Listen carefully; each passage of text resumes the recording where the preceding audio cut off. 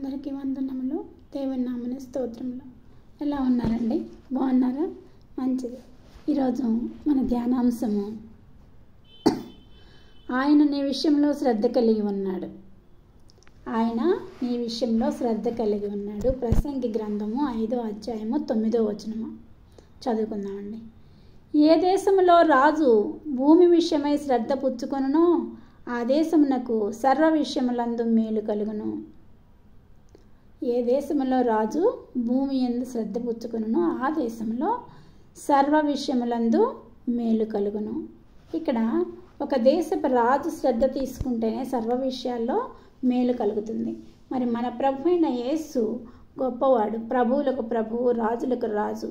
ఆయన శ్రద్ధ తీసుకుంటే మనకి ఎలాంటి విషయాలు, అన్ని విషయాల్లో సర్వ విషయంలో మేలు కలుగుతుంది. ఎలా శ్రద్ధ తీసుకుంటున్నారు మన ప్రభు అయిన యేసు మన కోసం చూద్దామండి.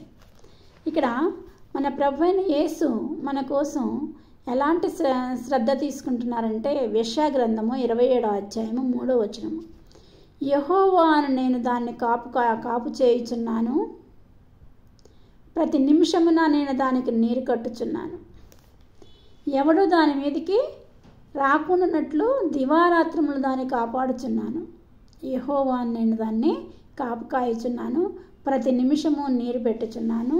అంతేకాకుండా ఎవడును దాని మీదకి రాకుండానట్లు దివారాత్రములు దాన్ని కాపాడుచున్నాను అని మాట్లాడుతున్నారు. మనల్ని మన ప్రభు అయిన యేసు, మన రాజులకు రాజు అయిన యేసయ్య మనల్ని ప్రతి నిమిషము కాపాడుచున్నాడు. నీరు కట్టి ఫలింప చేస్తున్నాడు మనల్ని. దాన్ని కాపు చేయుచున్నాను, ప్రతి నిమిషము దానికి నీరు కట్టుచున్నాను అని చెప్పుచున్నాడు. ఎవడును మన మీదకి రాకుండా దివారాత్రములు కాపాడుచున్నాడు. ఇశ్రాయేలును కాపాడువాడు కునికడు నిద్రపోడు అని మాట్లాడుచున్నాడు. యెహోవాయే నిన్ను కాపాడువాడు, నీ కుడి ప్రక్కన యెహోవా నీకు నీడగా ఉండును. ఎవరు నిన్ను కాపాడేది? ఈ లోకంలో మనుషులు కాపాడతారా మనల్ని? కాదండి. మన యేసయ్య, మన యెహోవా తండ్రి మనల్ని కాపాడువాడు. నీ కుడి ప్రక్కన యెహోవా నీ నీడగా ఉండును.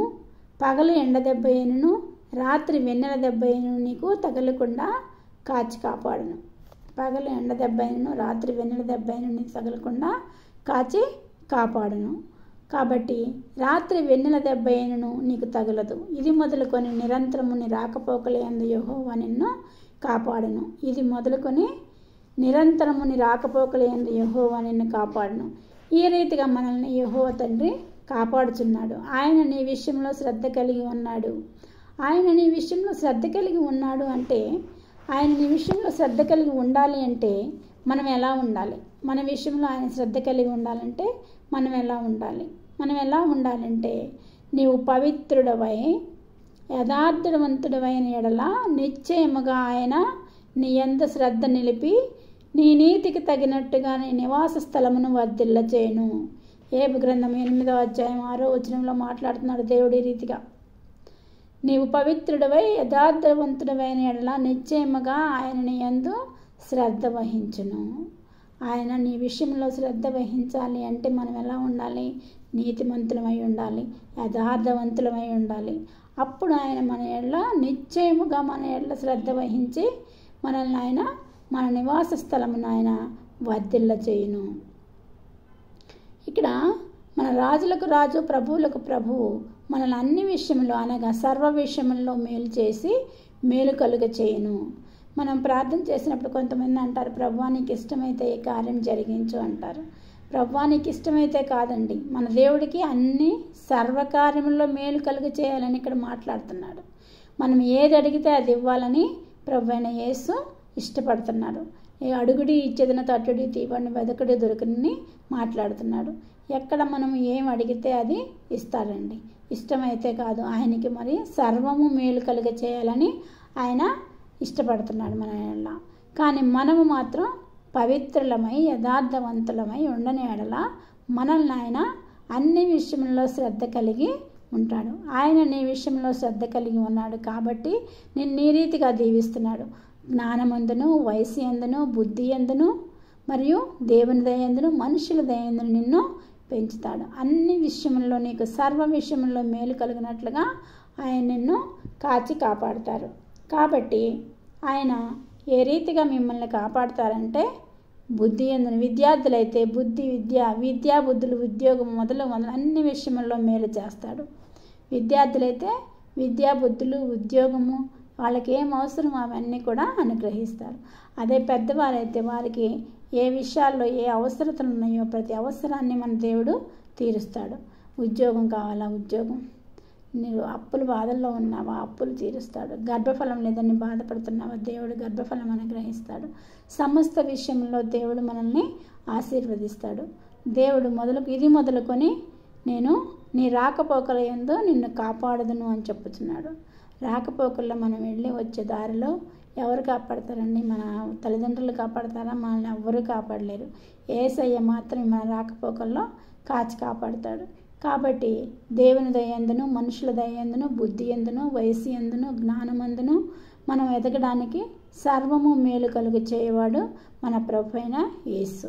రాజులకు రాజు, మామూలుగా ఈలోక రాజే ఆయన శ్రద్ధ పుచ్చుకుంటే అన్నీ సర్వము మేలు కలుగును. మన పరలోకపు రాజు శ్రద్ధ వహిస్తే మన ఎడల మనకు అన్ని విషయంలో సర్వము మేలు కలుగును, క్షేమము కలుగును.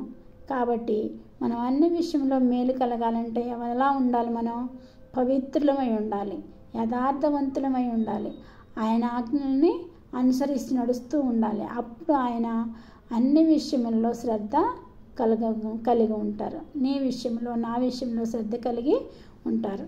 కాబట్టి ఇలా శ్రద్ధ కలిగి ఉండాలి అంటే యేసయ్య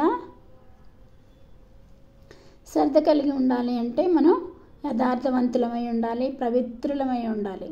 ఈ రీతిగా మనం పవిత్రులుగా ఉన్నట్లయితే మనల్ని ఆయన నీ విషయంలో శ్రద్ధ కలిగి ఉంటాడు. అన్ని విషయంలో, సర్వ విషయంలో మనకి మేలు కలుగుతుంది. ఈ చిన్న వాక్యం దేవుడు దీవించినగాక. ప్రార్థన చేసుకుందామండి. సర్వశక్తి మిక్కిలి కృపగలని ఘనమైన యేసురాజా, మీ పాదములకు స్తుతులు స్తోత్రముల తండ్రి. అద్భుతకరుడా, ఆశ్చర్యకరుడా, నీ పాదముల స్తోత్రముల ప్రభా. ఆయన నీ విషయంలో శ్రద్ధ కలిగి ఉన్నాడని మధ్యాహ్న కాల సమయంలో మాట్లాడారు ప్రభా. మీకు వందనాలు నాయనా. అయ్యా, ఈ వాక్యమును ప్రభా మీరు ఆశీర్వదించి దీవించండి ప్రభా. మాకు సర్వ విషయంలో మేలు కలిగినట్లుగా ఆశీర్వదించండి ప్రభా. అయ్యా, మేము మా నీతిని బట్టి మా నివాస స్థలమును వర్ధిల్ల చేస్తానంటున్నాం ప్రభా. మేమైతే పవిత్రులుగాను యథార్థవంతులుగాను జీవించడానికి సహాయం చేయండి ప్రభా. ఇక్కడ తలలించిన ప్రతి ఒక్కళ్ళ ప్రభా పవిత్రులుగాను యథార్థవంతులుగాను ఉండి నీ యొక్క ఆశ్రయం కిందకు వచ్చేటట్టు సహాయం చేయి ప్రభు. అన్ని విషయంలో నువ్వు శ్రద్ధ వహించి వారిని ఆశీర్వదించి దీవించమని మా ప్రభును ప్రియకుమారుడైన యేసుక్రీస్తు నామమున అడుగుచున్నాను తండ్రి. ఆమేన్.